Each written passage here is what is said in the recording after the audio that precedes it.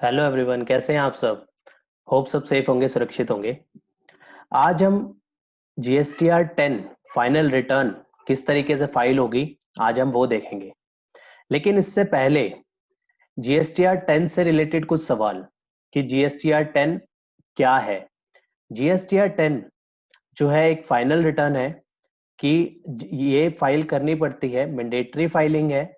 जब भी GST number cancel होता है, चाहे वो एसएससी जो है जीएसटी नंबर कैंसिल करा रहा है, चाहे वो डिपार्टमेंट भी जीएसटी नंबर कैंसिल कर सकता है। तो ऐसे केसेस में जो है जीएसटी कैंसिलेशन ऑर्डर के बाद जो है GST return, GSTR 10 final return जो है फाइल करनी पड़ती है। कैंसिलेशन ऑर्डर की डेट से या इफेक्टिव डेट ऑफ कैंसिलेशन से, जो भी पहले हो, जो भी डेट बाद में आती है, उससे 90 डेज का टाइम मिलता है। 90 डेज के अंदर जो है हमें GSTR 10 फाइनल रिटर्न फाइल करनी होती है। अगर 90 डेज पे फाइल नहीं होती तो उसके बाद जो है लेट फी जो है लगनी शुरू हो जाती है। और इसमें जो लेट फी है वो 200 रुपीज पर डे जो है लगती है अभी भी। इसमें कोई रिडक्शन नहीं हुई है। जैसे कि GSTR 3B में हमने देखा कि लेट फी रिड्यूस हो चुकी है, लेकिन इसमें अभी भी 200 रुपीज पर डे की लेट फी है और ये फाइल करना भी मैंडेटरी है। तो इस और काफी केसेस में देखा गया है कि लोगों ने GST कैंसिलेशन ऑर्डर जो है लेट आया और कैंसिलेशन अप्लाई करी, लेकिन ऑर्डर जो है काफी डिले काफी टाइम बाद आया। तो ऐसे केसेस में भी और बाद में जो है 90 डेज का टाइम निकल गया, और जब भी उन्होंने बाद में फर्दर चेक किया तो उसमें वो लेट फी पोर्टल ले रहा है। तो ऐसे केसेस में हमें जानना बहुत जरूरी है कि GSTR 10 कब फाइल होगी, किन केसेस में फाइल होगी और उसकी लेट फी क्या है। और GSTR 10 कब नहीं फाइल करनी, अगर कंपोजिशन डीलर जो है कैंसिल करा रहा है अपना जीएसटी नंबर, उस केस में जो है उसको GSTR 10 फाइल करने की रिक्वायरमेंट नहीं है। क्योंकि इसकी जो रिक्वायरमेंट है वो बेसिकली स्टॉक, जो कि कैंसिलेशन के टाइम पे स्टॉक पड़ा हुआ है, उस पे जो है लाइबिलिटी डिस्चार्ज करनी होती है। लेकिन कंपोजिशन डीलर को जो है इनवर्ट्स का जो है क्रेडिट नहीं मिलता। तो ऐसे केसेस में जो है उसके लिए इसलिए जो है इसकी रिक्वायरमेंट नहीं है। अदरवाइज जो है जो नॉर्मल केसेस हैं, ऐसे केसेस में जो है कैंसिलेशन ऑर्डर के बाद जो है नेक्स्ट स्टेप जो है GSTR 10 फाइल करना मैंडेटरी है।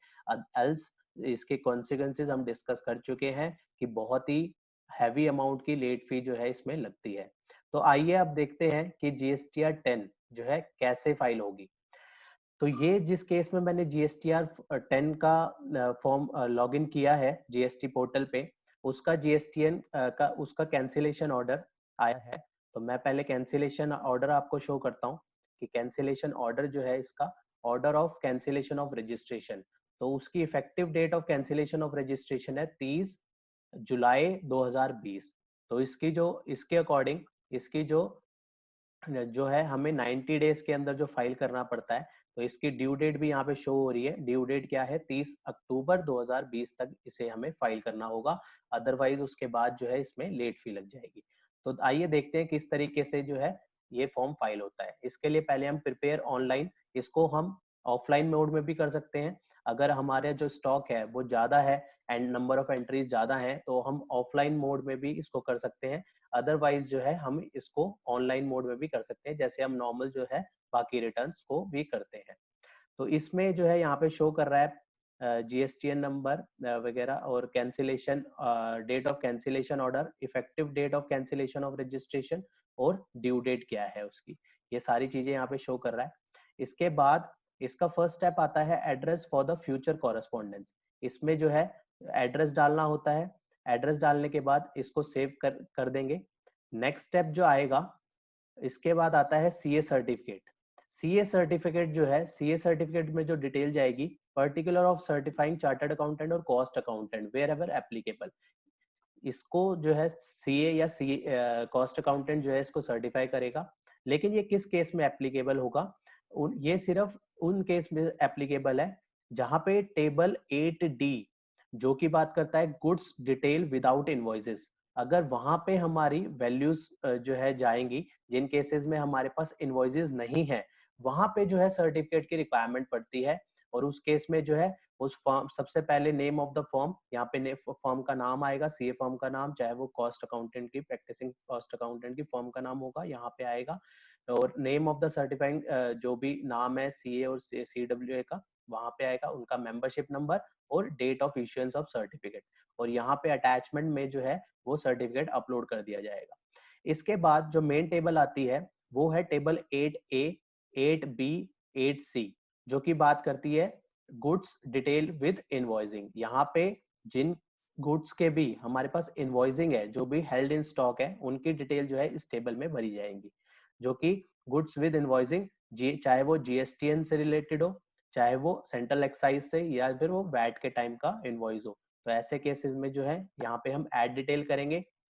यहाँ पे सप्लायर जो है वो किस पे रजिस्टर्ड है, ये सबसे पहले ये सिलेक्ट करेंगे कि वो जीएसटीएन में रजिस्टर्ड था जिसका स्टॉक है, क्योंकि यहाँ पे जो डिटेल जाती है वो डिटेल जाती है detail of the input held in stock, input contain in finished, semi finished, finished goods held in stock, या फिर capital goods plant and machinery on which input tax credit is to required to be reverse, जिनके ऊपर भी जो भी हमारे पास inputs पड़े हैं, चाहे वो स्टॉक की फॉर्म में है, सेमी फिनिश की गुड्स में है, फिनिश की फॉर्म में है, या फिर वो कैपिटल गुड्स है, प्लांट एंड मशीनरी है, तो उनके केस में जो है जिनका आईटीसी रिवर्स करना है, ऐसे केसेस में उन सब की डिटेल जो है टेबल 8A, 8B और 8C में जो है डाली जाएगी।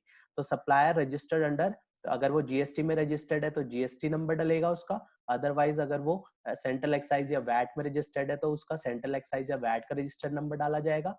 उसके बाद फर्दर इनवॉइस नंबर, इनवॉइस की डेट, और यहाँ पे गुड सेलेक्ट किया जाएगा कि कौन सा केस है। 8A का केस है जिसमें बात करता है input held in stock, 8B का केस है input contain in semi finished या फिर finished goods held in stock, या फिर 8C का केस है जिसमें कैपिटल गुड्स या फिर प्लांट एंड मशीनरी का रिवर्सल होना है।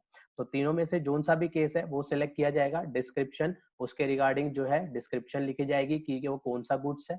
उसके बाद फर्दर यूएससी यूक्यूसी कोड जो है सिलेक्ट किया जाएगा कि पीसेस में है, किलोग्राम्स में है, किलो लीटर्स में है, जिसमें भी है वो उसकी जो है यूक्यूसी कोड जो है वो डाला जाएगा। कितनी क्वांटिटी है उतनी क्वांटिटी डाला जाएगा, उसकी टैक्सेबल वैल्यू कितनी है उसकी टैक्सेबल वैल्यू डाल के उसका उसके रिगार्डिंग जो है टैक्स कितना कितना टैक्स है, तो वो जो है ये वो वैल्यू डालने के बाद उसको अगर इसमें और भी एंट्रीज होंगी तो उसको ऐड करके हम नंबर ऑफ एंट्रीज जो है यहाँ पे जो है ऐड ऑन कर सकते हैं। तो इस तरीके से जो है टेबल 8A, टेबल 8B और टेबल 8C में जो है डाटा फिल आउट किया जाएगा। इसके बाद आता है 8D, जहां पे बात करता है गुड्स डिटेल विदाउट इनवॉइस, जहां पे इनवॉइस नहीं है। ऐसे केस में ऊपर हमने देखा था सर्टिफिकेट की भी रिक्वायरमेंट उन्हीं केसेस में थी। तो यहाँ पे goods without invoice, GSTN, central excise, VAT, यहाँ पे इसको दो पार्ट में कैटेगराइज किया गया है, with GSTN, central excise, VAT, और विदाउट जीएसटीएन। ये जो इनवर्ट सप्लाई थी वो किस तरीके की थी, तो अगर with GSTN, central excise, VAT थी तो उसकी डिटेल जो है उसके अकॉर्डिंग ही जाएगी कि जीएसटी नंबर यहाँ पे डालेंगे, सप्लायर नेम ऑटो पॉपुलेट हो जाएगा। उसके बाद कैटेगरी सिलेक्ट करेंगे 8D। 8D जो है input held in stock, input as contain in the semi finished, finished goods held in stock. तो 8D की कैटेगरी को सिलेक्ट करेंगे, डिस्क्रिप्शन डालेंगे कि डिस्क्रिप्शन ऑफ गुड्स क्या है, जो भी वो गुड्स हैं, यूकेसी उसकी जो किस तरीके से उसका जो है पीसेस में है, किलोग्राम्स में है, वो सिलेक्ट करेंगे। क्वांटिटी कितनी है, टैक्सेबल वैल्यू, और उसका इंटीग्रेटेड टैक्स क्या है। यहाँ पे उसकी वैल्यू हम ऐड ऑन कर सकते हैं जितने भी हम मल्टीपल्स जो है हमारे पास इस तरीके की जो है इनपुट्स पड़े हैं। तो इसमें जो है जीएसटी नंबर डलेगा। लेकिन अगर हमारी जो इनवर्ट सप्लाई थी वो विदाउट जीएसटीएन, सेंट्रल एक्साइज या वैट थी, तो उस केस में हमें क्या डिटेल्स डालनी है, सिर्फ उसमें डालेंगे सीरियल नंबर, गुड्स सिलेक्ट करेंगे, वही कैटेगरी 8D वाली जो हमने देखा, जो क्योंकि ये टेबल 8 में ही दोनों कैटेगरीज हैं। तो डिस्क्रिप्शन ऑफ गुड्स, यूक्यूसी जो कोड जो सिलेक्ट करते हैं, quantity, taxable value, integrated tax, central tax और स्टेट टैक्स, जो सा भी केस है। इसमें जीएसटीएन नंबर नहीं डलेगा क्योंकि ये जो है इनवर्ट जो है विदाउट जीएसटीएन, सेंट्रल एक्साइज या फिर वैट थी। तो ऐसे इसी तरीके से हम टेबल 8ABC और टेबल 8D फिल आउट करने के बाद हम इसको जो है प्रीव्यू ड्राफ्ट करेंगे। प्रीव्यू ड्राफ्ट करने के बाद हमारे पास एक ड्राफ्ट फाइल आ जाएगी हमारे पास। इसके बाद हमें अपनी लाइबिलिटी एसरटेन करनी है। तो इसके लिए हमें इसको प्रोसीड टू फाइल पे क्लिक करना होगा। इसके लिए प्रोसीड टू फाइल के लिए हमारे पास जो है इस तरीके से टोटल लाइबिलिटी यहाँ पे 9A में शो कर रही है। इसके बाद फर्दर जब हमने 8ABC फॉर्म जो टेबल भरा, उसके बाद 8D के बाद टेबल 9 की बात आती है। टेबल 9 में cash and credit ledger balance जो है वो शो करता है। जैसे कि हमारे केस में इसमें अभी कोई बैलेंस नहीं है, तो इसलिए 0 वैल्यू शो कर रही है। यहाँ पे जो है लाइबिलिटी शो करता है अगर किसी केस में जो इनवर्ट्स का हमने डाटा डालेंगे उसमें लाइबिलिटी जो इंकर्ड होगी, क्योंकि जो इनपुट्स का रिवर्सल होगा इस केस में, तो यहाँ पे उसकी लाइबिलिटी शो करेगी। लेकिन और अगर कोई टैक्स पे कर दिया at the time of application of cancellation of registration, जब भी REG 16 जब फाइल किया था उस टाइम पे कोई टैक्स सबमिट किया है, तो वहां पे वो टैक्स यहाँ से एडजस्ट होके बैलेंस टैक्स जो है वो पे करना होगा। यहाँ पे बैलेंस टैक्स की लाइबिलिटी जो है वो पे करनी होगी। और जहाँ पे जो है सब कुछ जितना भी हमारे पास पड़ा हुआ है उसकी यूटिलाइजेशन के बाद कैश की कुछ रिक्वायरमेंट पड़ेगी, तो वहां पे उस केस में चलान, क्रिएट चलान का ऑप्शन भी एनेबल होगा। लेकिन हमारे केस में ऐसा कुछ नहीं है, तो ये जो है डिसेबल आ रहा है। तो इसके बाद जो है हम अंडरटेकिंग देने के बाद ऑथराइज सिग्नेटरी सेलेक्ट करेंगे। ऑथराइज सिग्नेटरी के बाद जो है फाइल GSTR 10। अब GSTR 10 जो है फाइल करने के बाद ये कहता है कि किस मोड से फाइल होगा। ये जो है कंपनी का केस है, यहाँ पे DSC से फाइल होगा। तो है, तो ये इसका कंप्लीट प्रोसीजर है GSTR 10 फाइल करने का, फाइनल रिटर्न को फाइल करने का।